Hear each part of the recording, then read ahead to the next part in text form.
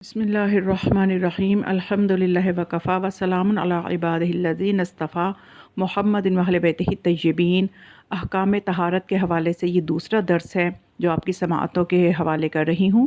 اور اس کے احکام بتانے سے پہلے اس کی اہمیت کو جاننا ضروری ہے کہ ہم جن احکامات کو سیکھ رہے ہیں انہیں ہم کیوں سیکھ رہے ہیں۔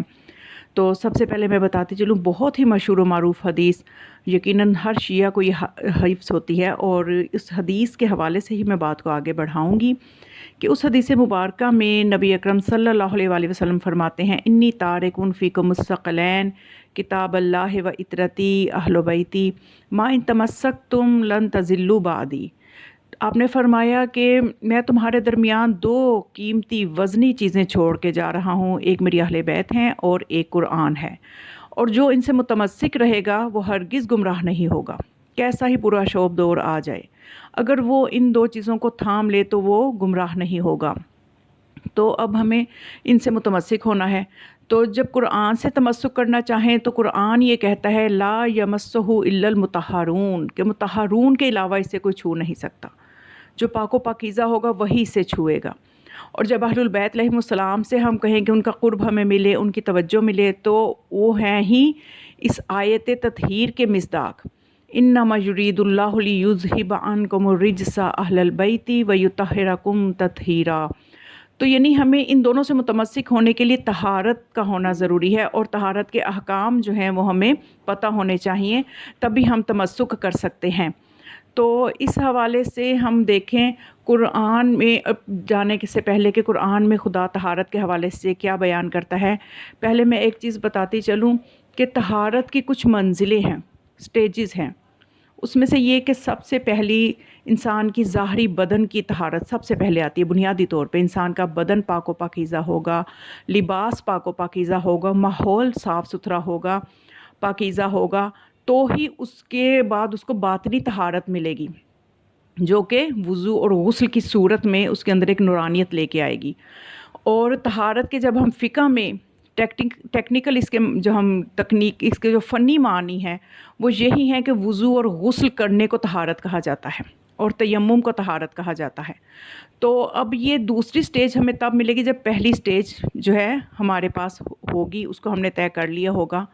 تو تبھی ہم باطنی طہارت کو حاصل کر سکتے ہیں۔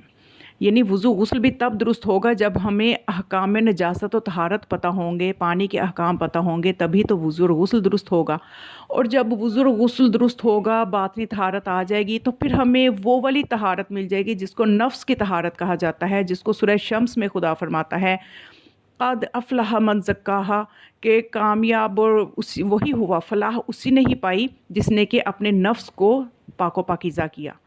تو یہ تیسری منزل ہے جو کہ انسان کو انسان کامل بنا دیتی ہے۔ تو یہ درجہ بہ درجہ ہے۔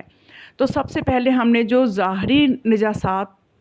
جو ہیں ان کو دور کرنا ہے، اور ہم نے جو ایک بدن کی طہارت، لباس کی طہارت، اپنے ارد گرد کے ماحول کی طہارت کو حاصل کرنا ہے، تو اس کے لیے ہمیں احکامات جو ہے طہارت کے ان کو سیکھنا ضروری ہے۔ تو قرآن میں بھی خدا یہ فرماتا ہے کہ اگر خدا آپ کو طہارت کے احکامات سیکھنے کو کہہ رہا ہے تو وہ اس لیے نہیں کہہ رہا کہ وہ آپ کو مشکل میں ڈالنا چاہتا ہے، بلکہ خدا جہاں پہ وضو غسل کے احکام جہاں قرآن میں آتے ہیں سورہ مائدہ میں، تو خدا یہ فرماتا ہے ما یرید اللہ لیجعل علیکم من حرج ولکن یرید لیطہرکم، کہ خدا جو ہے وہ یہ نہیں چاہتا کہ تمہارے خدا کا یہ ارادہ نہیں ہے کہ وہ تمہارے ساتھ سختی کریں یا تمہیں کسی مشکل میں ڈالیں، بلکہ ولیکن یریدو، بلکہ اس کا ارادہ یہ ہے کہ تم پاک و پاکیزہ ہو جاؤ۔ یعنی خدا ہمیں پاک و پاکیزہ دیکھنا چاہتا ہے، تو اس کے لیے ہمیں احکامات کا سیکھنا ضروری ہے۔ تو احکامات کی طرف آنے سے پہلے بس میں آپ سے اتنا کہوں گی کہ آپ میرے چینل کو ضرور خود بھی سبسکرائب کریں، اور اپنے جو اس کو شیئر بھی کریں اس ویڈیو کو، اور تاکہ دوسرے بھی تمام آپ کے عزیز و اقارب جو ہیں ان احکام سے واقفیت حاصل کریں اور اپنی زندگی کو پاکیزہ بنائیں، تاکہ ہم اپنی زندگی جو ہے وہ محمد و آل محمد علیہ السلام کی تعلیمات کے مطابق بسر کر سکیں۔ اور جتنا اس پیغام کو آپ شیئر کریں گے، نیکی کے پھیلانے میں، علم کے پھیلانے میں آپ کا بھی یقیناً حصہ ہوتا چلا جائے گا۔ تو اب اس کے احکامات میں سے جو گزشتہ ویڈیو کا لنک میں شیئر کر دوں گی، اس میں نے بتایا تھا کہ پانی کی بنیادی طور پہ دو قسمیں ہوتی ہیں، مطلق اور مضاف۔ اور پھر مطلق پانی کی آگے 5 قسمیں ہیں۔ تو آج میں ان وہاں پہ میں نے صرف نام بتائے تھے، آج میں ان مطلق اور مضاف کی تھوڑی سی وضاحت کروں گی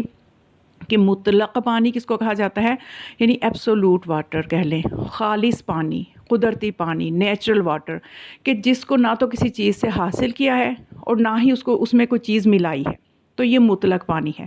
اور مضاف پانی وہ ہے کہ جس میں اس کے نام سے ہی ظاہر ہے کہ اس میں کسی چیز کا اضافہ کیا گیا ہو، یعنی نیچرل پانی میں آپ نے کوئی چیز ملا دی،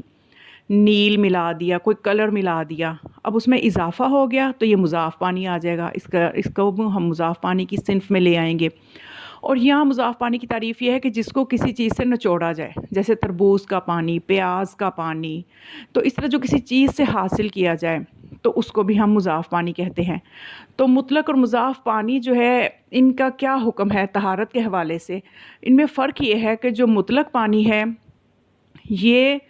اس سے ہم وضو بھی کر سکتے ہیں، غسل بھی کر سکتے ہیں، اور جو مضاف پانی ہے اس سے نہ تو ہم وضو کر سکتے ہیں نہ غسل کر سکتے ہیں، چاہے وہ پاک ہی کیوں نہ ہو۔ اور مطلق پانی اگر پاک ہو تو اس سے ہم وضو اور غسل کر سکتے ہیں۔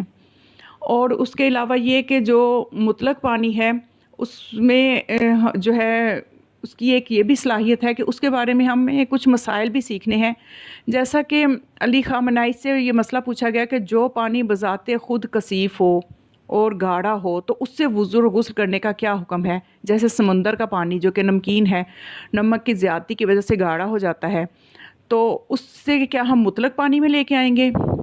یہاں کہ اسے مضاف پانی سمجھیں گے اور اسے طہارت نہیں ہو سکتی؟ تو اس سلسلے میں علی خامنائی نے فرمایا کہ پانی کا صرف نمک کی وجہ سے گاڑھا ہونا اسے مطلق پانی کے دائرے سے خارج نہیں کرتا۔ مطلق پانی پر آثار شرعیہ کے مرتب ہونے کا معیار یہ ہے کہ اسے عام بول چال میں مطلق کہا جائے، یعنی اس علاقے کے لوگ اسے مطلق پانی ہی کہتے ہوں، عام بول چال میں اس کو کوئی مضاف پانی نہ کہیں تو اس سے وضو غسل ہو سکتا ہے۔ دوسرا مسئلہ جو اس ضمن میں ضروری سمجھتی ہوں علی خامنائی ہی اس کے حوالے سے، کہ بعض اوقات پانی میں ایسی دوائیں ملاتے ہیں جن سے پانی کا رنگ دودھ جیسا ہو جاتا ہے،